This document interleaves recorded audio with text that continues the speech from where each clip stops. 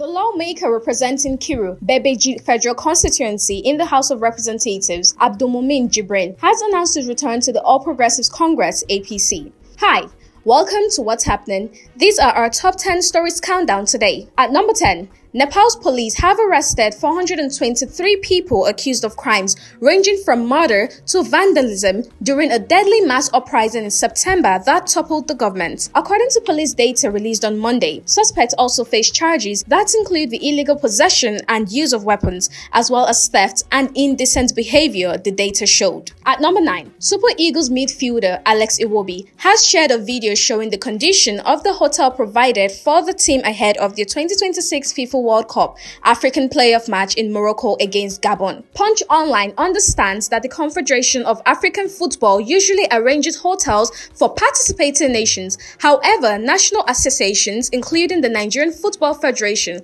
can raise complaints and request alternative accommodations if necessary. At number 8, the Edo State government said it has removed 25 mentally deranged persons from the streets between January and September 2025 as part of its mental health support program.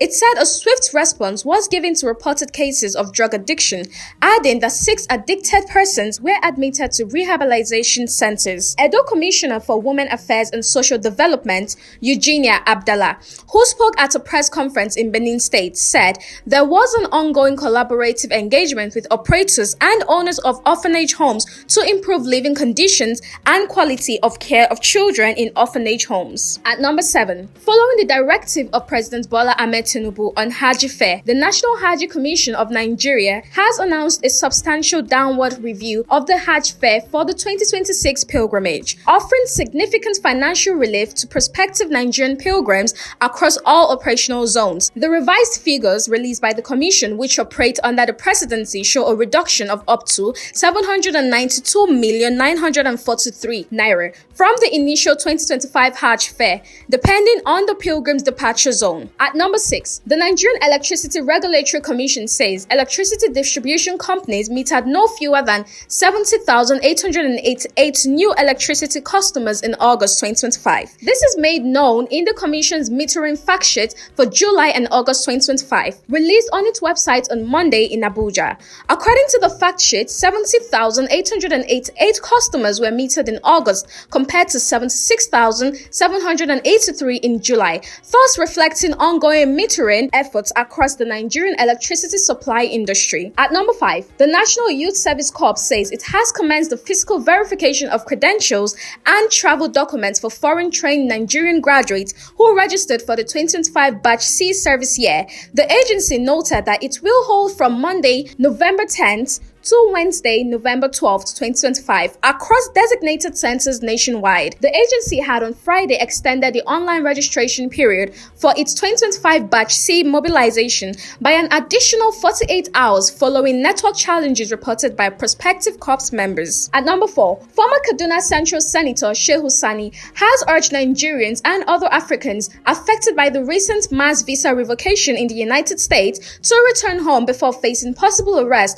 by U.S. Immigration and Customs Enforcement. In a post on his X handle on Monday, Sani said no matter how long one stays abroad, they will be reminded it's not their home. The advisory comes in the wake of reports that the U.S. State Department has revoked at least 80,000 visas since January 2025 under President Donald Trump's administration, more than twice the number recorded in the previous year. At number 3, panic has gripped residents of Yankwada village in the Faruruwa community of Shanono local government area, Kano State, after bandits launched a fresh attack on Sunday evening, abducting 5 women, including nursing mothers. According to local sources, the heavily armed assailants stormed the village in large numbers, firing gunshots into the air to scare residents before breaking into homes and seizing their victims. At number 2, the federal government of Nigeria's investment in digital and Creative Enterprises program has announced plans to launch 2 additional funds for the technology and creative sectors